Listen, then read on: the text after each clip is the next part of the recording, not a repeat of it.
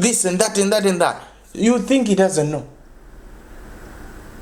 Oh, you'll be like, oh, so you expect Jesus here to be like, oh, there's a storm? Wait, okay, let's go. Oh, my God, Jesus Christ rushing to the storm. No, he arose, he stood up. He stood up. And he said unto them, they said, save us, we perish. And he said unto them, why are you fearful, O you of little faith? Now, the question I ask you, like, if Jesus Christ, if they did not go to Jesus Christ, do you actually think one of the disciples would have been tossed out of the boat by the waves, or the boat was going to sink? My goodness, just imagine the headlines, Jesus Christ and with the disciples, the boat, whatever, headline you can think of on in the magazine. Say Jesus Christ in the boat, sunk in the boat on the sea. Jesus Christ defeated by the waves. Look, just listen to that. Do you think there would have ever been a situation that would have defeated Jesus? To say, no, he conquered. There is no one above him.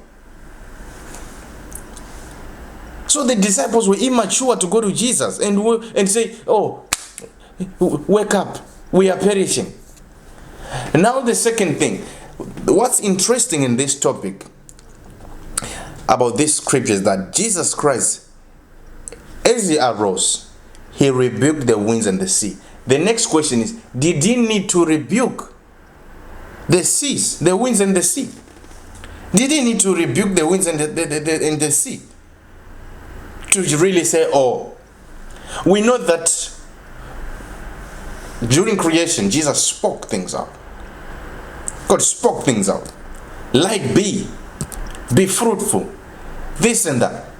Do you actually think God needs to speak to a situation, a problem No, Jesus Christ didn't need to speak to rebuke the seas, actually audibly, to say, be still.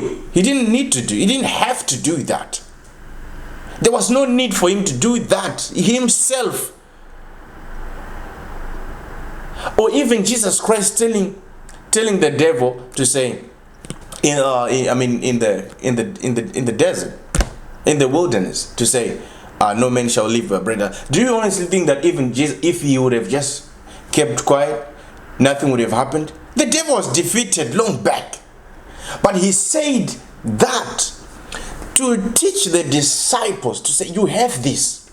You have got this. Just talk over a situation. Speak life. Speak authority. Speak power. I give this unto you. My goodness, man tabayas. Speak over a situation. Don't wake up Jesus. He's not sleeping. Don't rush to Jesus. Oh, here.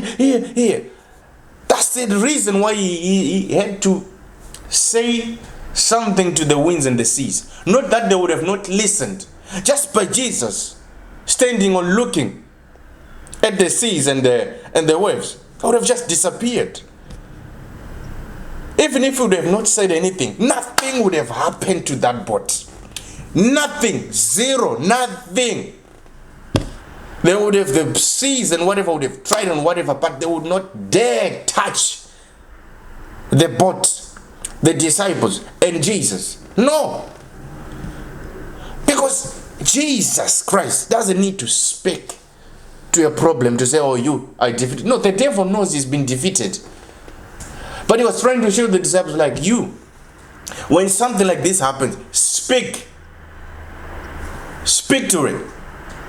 And the disciples go, oh, wow, what man of men is this? No, it's for you to know that you have power. The power of life and death lies in your tongue. And that scripture, that the power of death and lies in life lies in your tongue.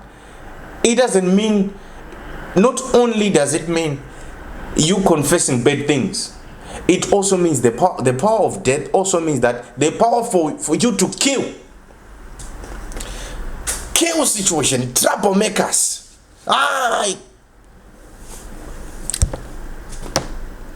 It doesn't mean that only, when you don't confess bad things. That's not what it means. It's also showing you that the power of death for you to kill and curse is in your tongue. Not that every time I'm like, I speak life, prosper. No. The power to curse a tree and that it dries if it doesn't give me fruits, it's here. Here.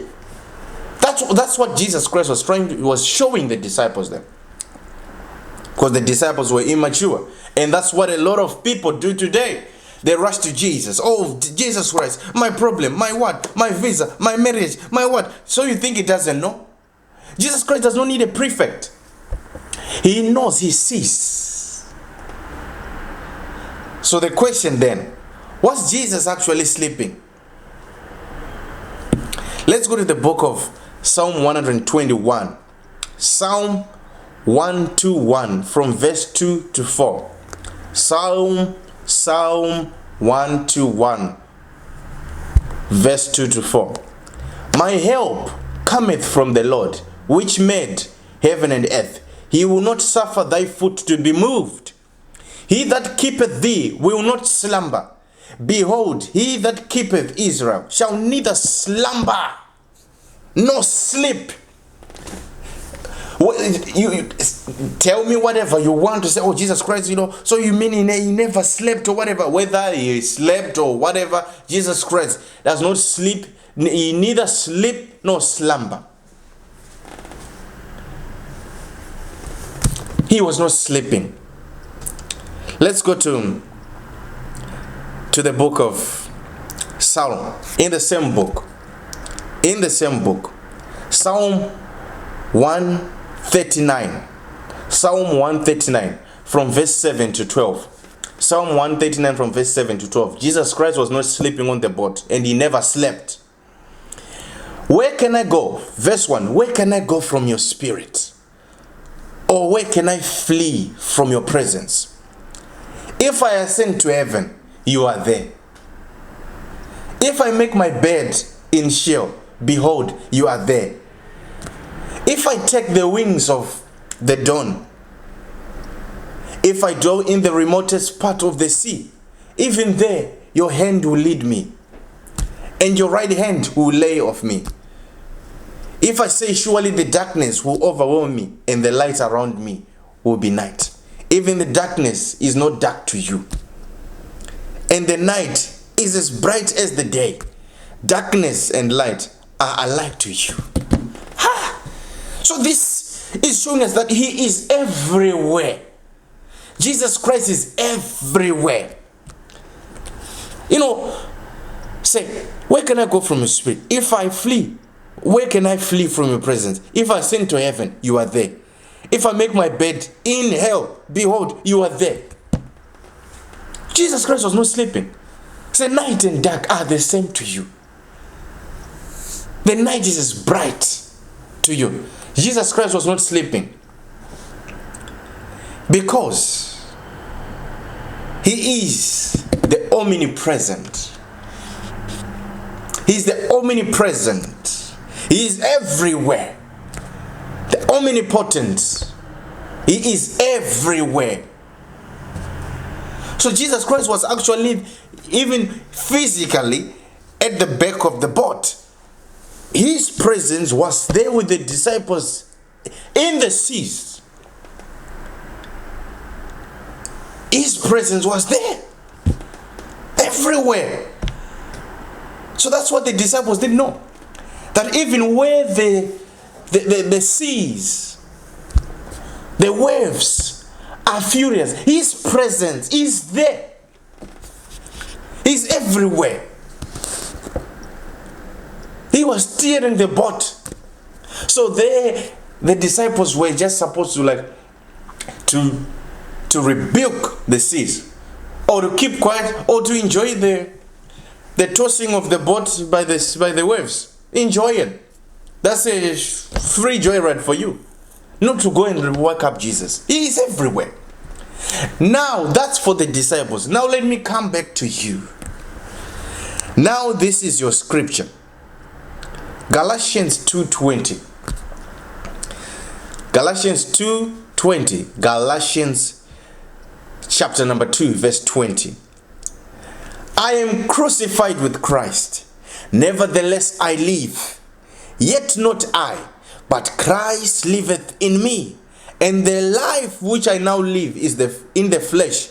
I live by the faith of the Son of God, who loved me and gave himself for me. I am crucified with Christ. Nevertheless, I live. Yet not I, but Christ liveth in me. So who is living? Christ. Who is working? Christ. So in as much as Christ, in as full, actually, I know that's not a word, but in as full as Christ, in his fullness, that Christ is the omnipresent. He is everywhere. He is in other places, but one place for sure that we know that he is. Oh my God. Right now, this is Christ speaking. He's in here. So of course, on the couch there, he's there. Right there where you're watching. From that phone you're watching, or the computer or TV, he's right there. Where you are sitting, he's right there. But guess what? The one special place is here. So what do we do when we see the seas? When we see the seas and the storm furious around us? We don't rush to Jesus because he's here. He can see. He just say, oh, you, be still, be still. Just for those with little faith, be still. But as for me, I don't rush to Jesus because he's here. I just sit and say, oh, look at the devil.